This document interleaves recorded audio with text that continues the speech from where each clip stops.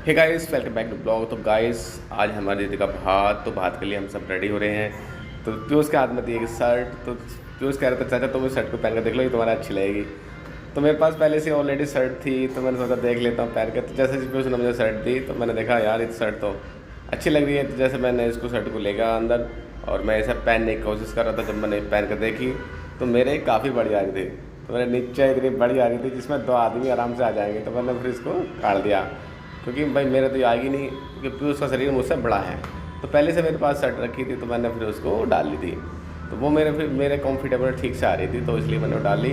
और गाइस, मैंने जो ये हाथ में ब्रेसलेट पहन रखा है, ये चांदी का ब्रेसलेट है, ये मैंने अभी बनाया। इसकी मेरी बहुत इच्छा थी पहनने की, आखिरकार मेरे पास आएगा गाइस। उसके बाद हम बैठ गए थे हम गाड़ी में आगे बैठी थी हंसिका, साइड में बैठी थी भाभी, सबसे आगे बैठा था पीयूष और पीछे बैठा था मैं।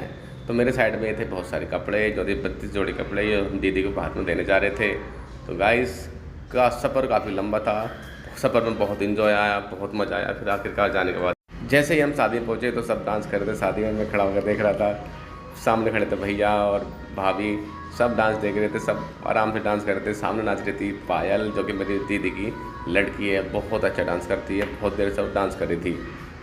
उसके बाद हम पीयूष सर में आपस में मिले, फिर हमने बात करी। तो पीयूष कहने लगा ये चाचा मंडप देखते हैं। तो मैंने फिर पीयूष को मंडप दिखाने की कोशिश करी। तो मंडप काफ़ी बड़ा था, मुझे बहुत अच्छा लगता था ये मंडप। मैंने पहले से ही यहाँ मंडप में कई बार आ रखा हूँ, 8-10 बार।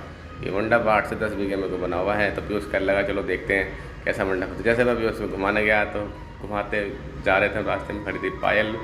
पायल को देख के हम वो हंसने लगी। फिर साइड में गए हम, जैसे अंदर जा रहे थे कमरे पर, तो उस कमरे के अंदर बैठी थी 2-3 लड़की। तो पीयूष लड़की को देख के फिर भाग गया। तो मैं नहीं जाऊँगा, वापसी हो लिया। फिर मैं भी वापसी हो लिया। फिर आगे चलने के बाद मैं पूरे मंडप को हम देखा। मंडप को देखने के बाद वापसी हम होले बैक। गाइस, मंडप देखने के बाद हम गए फिर अंदर जाके देखा तो जयमाला हो चुकी थी स्टार्ट। फिर हम सोचने लगे यार हम तो लेट हो गए। फिर हमने देखा तो सामने खड़ी थी कविता और विनीत, काफ़ी इन्जॉय आ रहा था। तो कविता ने डाल दिया अपने हस्बैंड को जयमाला। फिर उसके बाद में उसके हस्बैंड ने भी उसको फिर जयमाला पहना दी। तो काफ़ी इंटरेस्ट वाला व्यू था, काफ़ी हंसी मजाक चल रही थी वहाँ पे बहुत ज़्यादा। कैमरामैन खड़ा था उस साइड, सामने उड़ रहा था ड्रोन। पीयूष ज़्यादा बोल रहा था, बहुत ज़्यादा कॉमेडी करता है। तो उसके बाद हम स्टेज का सिस्टम काफ़ी देर तक रहा। फिर सामने खड़े थे 2-3 बच्चे, उठाकर बैठी थी हंसिका, हरमाइनी, और सामने था पीयूष। पीयूष बहुत कह रहा था कि चाचा बाहर को चल रहे घूमने के लिए। मैं कह लगा अभी नहीं जाएंगे, पहले जयमाला देखेंगे। जयमाला देखने के बाद हम सोच रहे थे बाहर जाएं, फिर नहीं।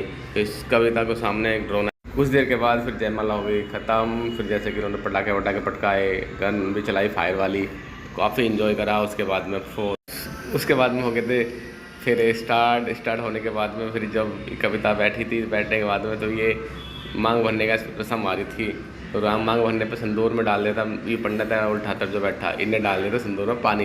तो पानी डालने के बाद फिर ये साइड में पीछे कोई बैठे थे हमारे रिश्तेदार, तो कह ले तुमने पानी को डालना। फिर झगड़ा हुआ बहुत ज़्यादा है। फिर लगा फिर ये तुमने गलत करा, यूँ करा। फिर इस डोले से कह के 3 बार सिंदूर भर मांग में। तो पता ना क्या दिक्कत आ रही थी, समझ में नहीं आ रहा था।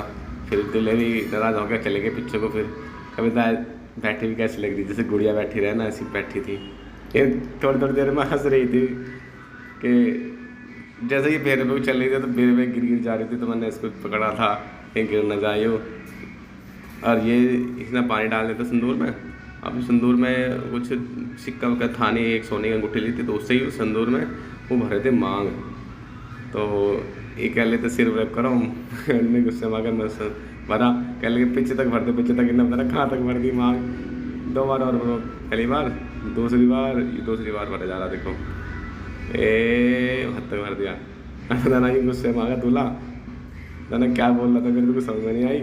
फिर कहने लगे ये तुमने सिंदूर में पानी क्यों गिरा। तो यहाँ पर मुँह बहसा होगी काफ़ी थोड़ी सी। फिर पंडित भी कह रहा कि ऐसा करो। फिर पता ना क्या हुआ, सिंदूर में अभी कह रहे कि सिंदूर में तुम्हें पानी क्यों गिरा, सिंदूर में पानी नहीं गिरता। अब ये पंडित भी कुछ ना कुछ ज्ञान दे रहा था, मैं ऐसे है। फिर ये भी पता ना क्या मुँह वैसा हुई। फिर पंडित उठ के फिर चला गया, मैं नहीं करता इस चीज़ को। तो नाराज़ हो गया था पंडित, फिर उठ के आगे भी चला गया था, देखो ही जाना। फिर बाद में इसको मनाया। फिर जाके दोबारा फिक्रें चालू करी। फिर एक सामने खड़ा था एक आदमी, हो गया लगा यार जब तुम ऐसी बात बता रहे हो, ज्ञान दे रहे हो तुम ही आप कर लो। लेकिन जाहिर सी बात है सिंदूर में पानी थोड़ी डलता है, सिंदूर पानी डलता है तो सूखा होता है। लेकिन साहब ने पानी डाल दिया था उसमें। फिर उसके बाद में काफ़ी कहने सुनने के बाद में फिर दोबारा उसको पंडित को कहा कि ऐसे करो वैसे करो। फिर दोबारा एक लड़का आया, कहने लगा यार जब तुम इतना नियम कानून बता रहे तो आप ही कर लो ना। तो हकीकत में जो बता रहे थे कि सिंदूर पानी नहीं डलता, तो डलता तो है ही नहीं, पहली बार देख रहे हम पानी डालने का सिस्टम। फिर बाद में उस पंडित को बुलाया। अब यूँ दूल्हा जो बैठा, दूल्हा हुआ पूरा गर्म। फिर दोबारा काम स्टार्ट करा, पंडित आ गया था। आने के बाद में फिर इसको कहा कि ऐसे करो ऐसे करो। फिर दोबारा इन्होंने सिस्टम करा। अब दूल्हे राजा ने सिंदूर लगा लिया अंगूठी में। अब ये इसको बताना ये भर रहे हैं, हम गुस्से में, पूरे पूरे फुल गुस्से में है दूल्हा, मतलब फुल गुस्से में है दूल्हा, मूड खराब हो रखा है इसका बिल्कुल। अब काम करो।